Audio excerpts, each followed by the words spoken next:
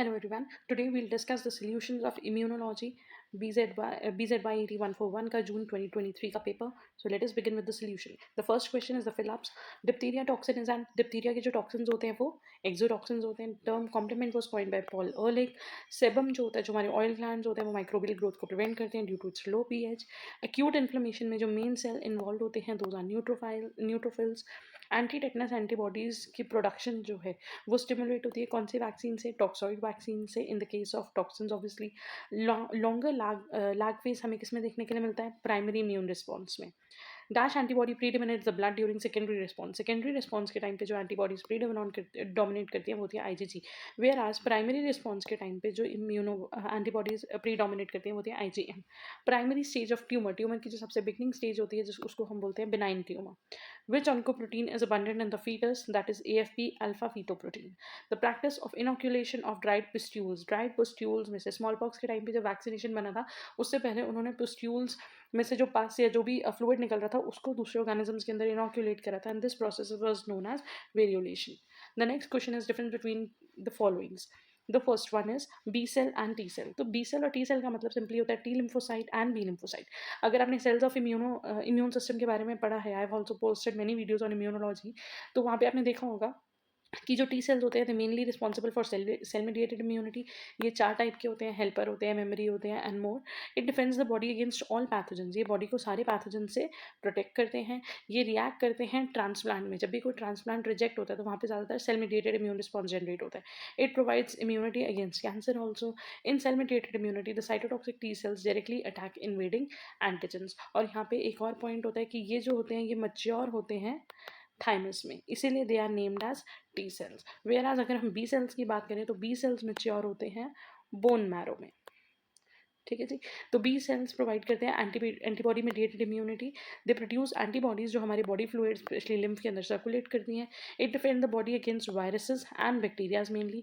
ये ट्रांसप्लांट के against respond नहीं करते, ये कैंसर के अगेंस्ट इम्यूनिटी प्रोवाइड नहीं करते. In antibody mediated immunity B cell transform into plasma cells. B cells convert होते हैं प्लाज्मा सेल से और प्लाज्मा सेल फिर सिक्रीट करते हैं antibodies. The next difference is haptens and immunogens. ये हमने प्रीवियस पेपर में भी देखा था. हैप्टेंस वो मॉलिक्यूल्स होते हैं जो स्मॉल है, वो इम्यूनोजेनिक हो सकते हैं, इम्यून रिस्पॉन्स जनरेट कर सकते हैं बट नहीं करते because of their small molecular size. किसी भी एक मॉलिक्यूल का इम्यूनोजेनिक होने के लिए, फॉरन होकर एंटीजेनिक रिस्पॉन्स जनरेट करने के लिए उसका जो मास है वो कम से कम 8 to 10 किलो डाल्टन होना चाहिए. लेकिन हैप्टेन ऐसे मॉलिक्यूल्स हैं जिनका मास स्मॉल होता है. सो इसीलिए there is a need that they should be bound to any molecule which is known as carrier molecule, ताकि इनका मास थोड़ा इंक्रीज होगा जिसकी वजह से they will be able to generate और evoke immune response. Its molecular weight is as low as 1 kilodalton. It does not interact with major histocompatibility complex. मतलब MHC के साथ ये interact नहीं कर पाते. Examples जैसे कि बायोटिन, डाइनाइट्रोफिनॉल, पैरामीनोबेंजोइक एसिड और काफ़ी सारी एंटीबायोटिक्स. वेयरएज अगर हम एंटीजन की बात करें तो वो मॉलिक्यूल जो इम्यून रिस्पॉन्स जनरेट कर सकते हैं. It can evoke immune response without being bound to any other molecule. Hapten को कैरियर मॉलिक्यूल के साथ बाइंड करने की जरूरत पड़ती है बट एंटीजन को किसी कैरियर मॉलिक्यूल के साथ बाइंड होने की कोई ज़रूरत नहीं है बिकॉज इसका molecular weight 8 to 10 kilo Dalton या उससे अबाव होता है. ये इजीली इंटरैक्ट करता है एमएचसीज के साथ क्योंकि एंटीजन एमएचसीज जो हैं वो एंटीजन को ब्रेक करके ही तो एंटीजन प्रेजेंट करते हैं. ठीक है. तो जब ये एंटीजन एमएचसी के साथ रिएक्ट करेगा तब एंटीजन प्रेजेंट होगा और तभी उसके अगेंस्ट इम्यूनोजेनिक रिस्पॉन्स जनरेट होगा. तो इसमें आ जाते हैं बहुत सारे प्रोटीन्स, पेप्टाइड्स, पॉलीसेकेराइड्स और nucleic acids. The next difference is between the two classes of MHCs, that is major histocompatibility complex. तो हमारे पास दो broad classes होती हैं, MHC1 molecule की और MHC2 molecule की. MHC1 molecule can be found on surface of all the nucleated cells. जितने भी nucleated cells होते हैं उनके surface पे ये present होते हैं. ये bind करते हैं endogenous antigens के साथ. The peptide binding domain is made up of alpha 1 and alpha 2 chains and can accommodate 8 to 10 amino acid long antigenic peptides. इसके structure की अगर हम बात करें तो इसके पास एक alpha 1 और एक alpha 2 चेन प्रेजेंट होता है और ये 8 to 10 अमीनो एसिड्स जितनी लंबी एंटीजेनिक पेप्टाइड्स को अकोमोडेट कर सकता है, मतलब उनको ब्रेक कर सकता है. It is present on CD8 cytotoxic cells. ये सबसे इंपॉर्टेंट पार्ट है कि MHC1 जो होता है वो किसके साथ बाइंड करता है, CD8 के साथ. ठीक है. वेयर एज MHC2 की बात करें तो it is present on the surface of antigen presenting sales. It binds with exogenous antigen. ये एक्सोजीनस एंटीजन के साथ बाइंड करता है जो सेल के बाहर होते हैं, तो बेसिकली बैक्टीरिया, फंजाई वगैरह उनके साथ. और एंडोजिनस जो यूजुअली हमारे सेल के अंदर होते हैं जैसे कि वायरसेस. ठीक है. The peptide bonding domain is made up of alpha 1 and beta 1 chains and can accommodate 13 to 18 amino acid long antigenic peptides. ये प्रेजेंट होते हैं एंटीजन टू CD4TH सेल्स पे. मतलब कि ये बेसिकली बाइंड किए किसको रिकॉग्नाइज करते हैं? CD4TH सेल्स को. Moving on to the next difference, the difference between active immunity and passive immunity. Active immunity का मतलब होता है वो immunity जो हमारी बॉडी खुद से डेवलप कर रही है. So अब वो जब डेवलप होती है तो वो नेचुरली भी हो सकती है और आर्टिफिशियली भी हो सकती है. It is develop due to the contact with pathogen और इट्स एंटीजन. जब भी हमारा कॉन्टैक्ट किसी पैथोजन के साथ हो, कोई माइक्रोब, कोई बैक्टीरिया, वायरस या माइक्रोब हमारी बॉडी के अंदर एंटर हो गया, that is also active immunity. या फिर हमारी बॉडी के अंदर उसका कोई एंटीजन एंटर हो गया, सपोज हमने कोई वैक्सीन ली, इसके कोई साइड इफेक्ट्स नहीं होते. यहाँ पे एक्टिव इम्यूनिटी जो है वो स्लो होती है बट लॉन्ग लास्टिंग होती है. मतलब ये हमारी बॉडी की खुद की इम्यूनिटी जो वो प्रोड्यूस कर रहे हैं, जो वो डेवलप कर रहे हैं, it takes time to develop its response. For example vaccination for polio.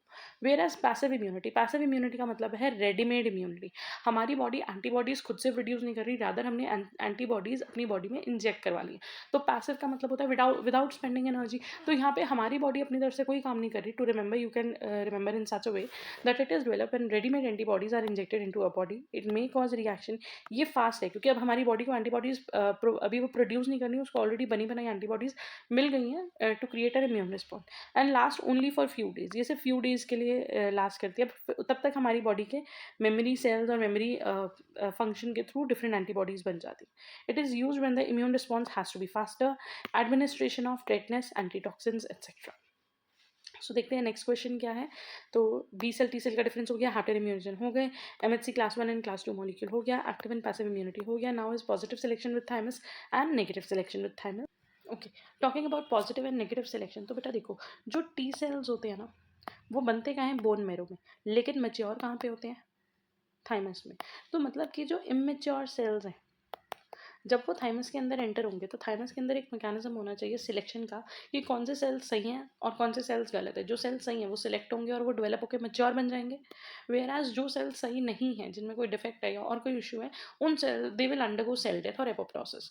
तो पॉजिटिव सिलेक्शन जो होता है, it occurs in the cortical region. Cortex में होता है एपिथेलियल सेल्स के. Cortical cells produce protective signal upon interaction with the T cell receptor. ये cells जो होते हैं वो टी सेल रिसेप्टर्स के साथ, मतलब TCRs के साथ इंटरेक्ट करते हैं और पॉजिटिव सिग्नलिंग करते हैं. Only those T cells are positively selected whose TCR recognize MHC self peptide molecule. देखो, जिन T cells के ऊपर, जो T cells है उनके ऊपर रिसेप्टर्स प्रेजेंट है, जिनको हम बोल रहे हैं T cell रिसेप्टर. जो T cell receptor MHC molecule के साथ बाइंड करेंगे, जो T cell receptor MHC molecule को रिकॉग्नाइज करेंगे, मतलब वही केपेबल है कि इम्यूनोजेनिक रिस्पॉन्स जनरेट करने के. क्योंकि एट द एंड जब एक इम्यून रिस्पॉन्स जनरेट होगा तो सेल को तो MHC मॉलिक्यूल के साथ ही बाइंड करना है टू प्रेजेंट द एंटीजन और उसके बाद साइटोटॉक्सिक एक्शन के लिए. ठीक है. तो जो टी सेल MHC के साथ बाइंड करेंगे वो पॉजिटिवली सिलेक्ट हो जाएंगे, वो डेवलप होकर क्या बन जाएंगे? Mature cells. But if the T cell receptor is not capable of interacting with MHC molecule, they undergo cell death. ठीक है. तो अब यहाँ पे हमारे पास आगे वही सेल्स बने जिनका टी सेल रिसेप्टर जो था वो MHC मॉलिक्यूल को रिकॉग्नाइज कर पा रहा था. अब उसके बाद इन सिलेक्टेड सेल्स में से दोबारा से सिलेक्शन होगी. ये जो प्रोसेस होता है नेगेटिव सिलेक्शन का, ये कहाँ पे होता है? मेड्यूलर रीजन में. It is the process of removal of auto reactive T cells. अब मान लो हमारे पास 4 ऐसे सेल्स हैं जिनका टी सेल रिसेप्टर जो है वो MHC के साथ बाइंड कर जाते हैं. बट हमें ये देखना है कि वो MHC के साथ बाइंड करके, सेल्फ MHC के साथ बाइंड करके ये ना हो कि सेल के अगेंस्ट ही इम्यून रिस्पॉन्स जनरेट करना शुरू कर दे. तो अगर ऐसा होगा तो that will occur into an auto immune disorder.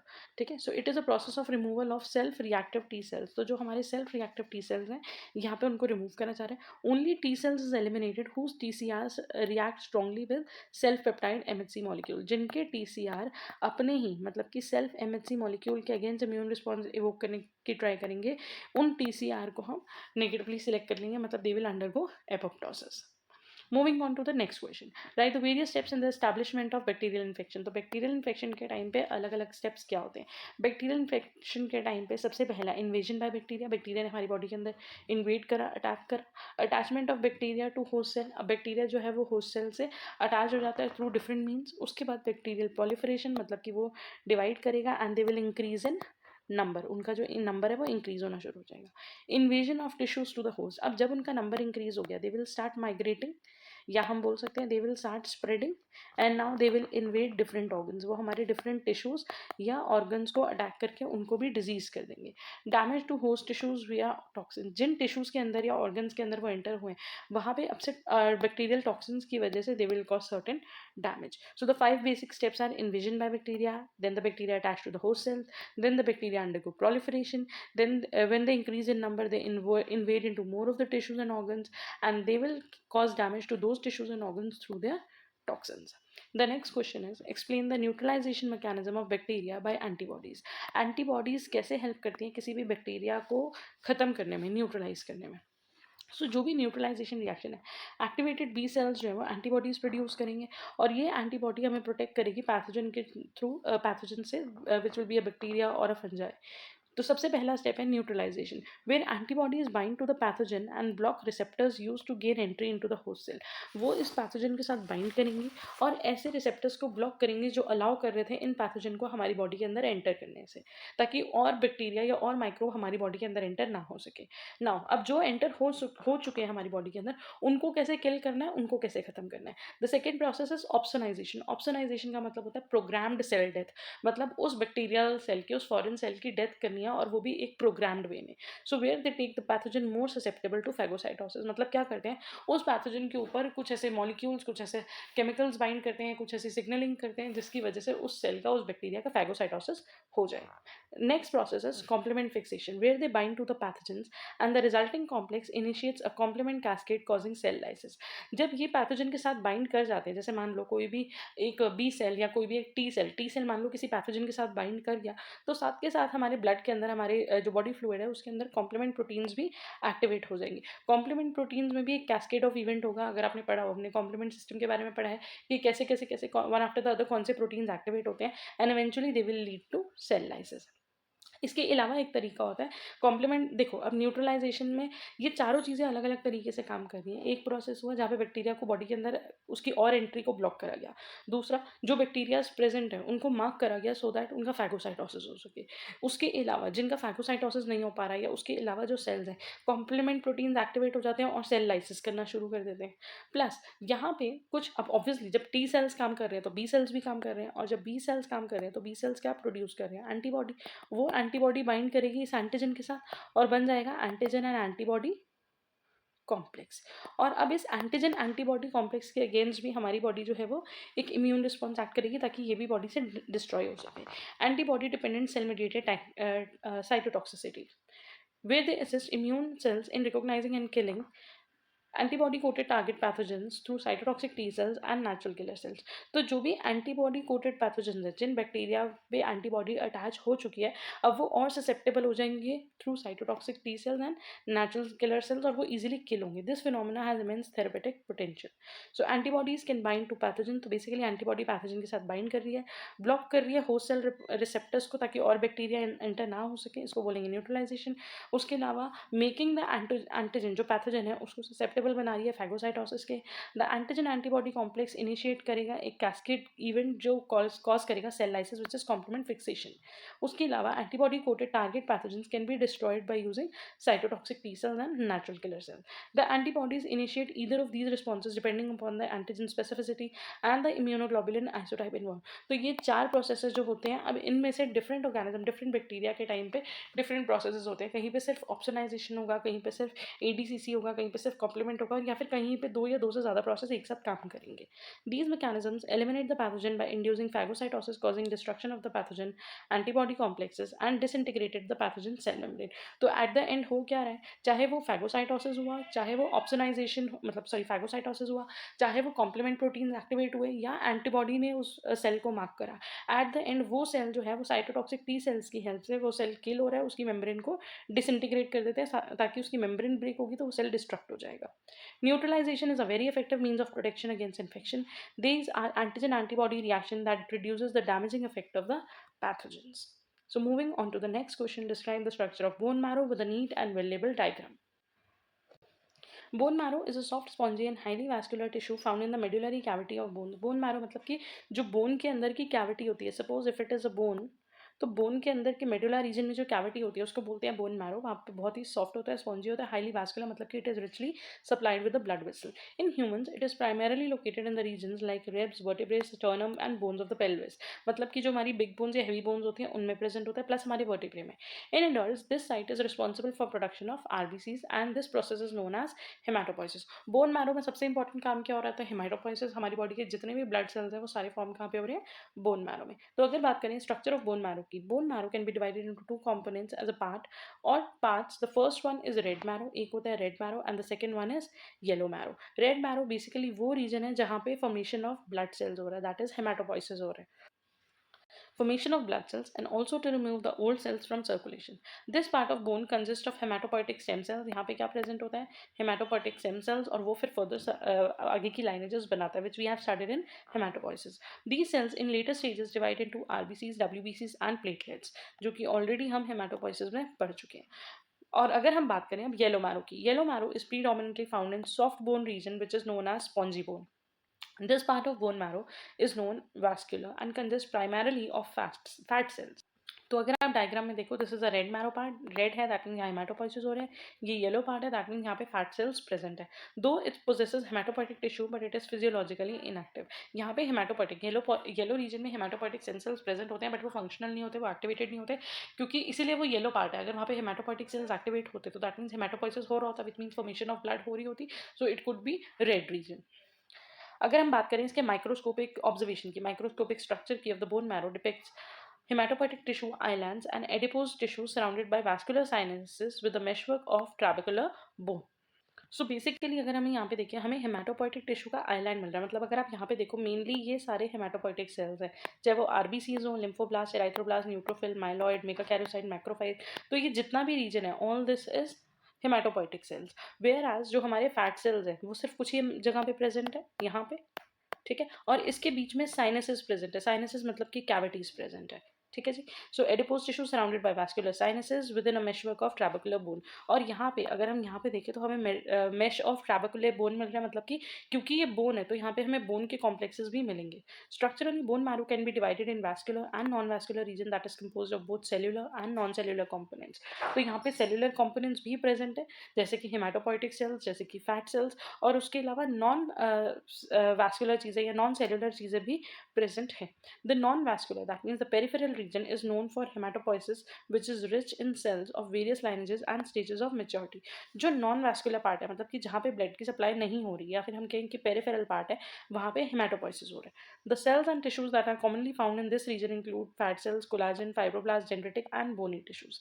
Where as the vascular region जो कि सेंटर है is rich in blood vessel that bring in nutrient and collect the mature blood into the circulation. और जो centre का part होता है वो होता है वैस्कुलर रीजन। अगर आप यहाँ बोन में देखो तो यहाँ पे सेंटर में ब्लड वेसल है, नर्व है, तो ये जो सेंटर का रीजन है ये क्या है? वैस्कुलर रीजन है, बिकॉज जितना भी ब्लड यहाँ पे फॉर्म हो रहा है, मेच्योर हो रहा है, it will finally enter into the circulation, circulation में जाएगा। प्लस इतने सारे प्रोसेस के लिए बहुत सारी न्यूट्रिएंट्स की ज़रूरत है, ऑक्सीजन और नरिशमेंट और बहुत सारी ग्लूकोज वगैरह सारी चीज़ों की ज़रूरत है which are brought through the blood. तो इसीलिए vascular region is richly supplied with blood vessels. So this was till question number 4. Question number 5 onwards we'll do in another video. Thank you for watching. Keep studying and all the best.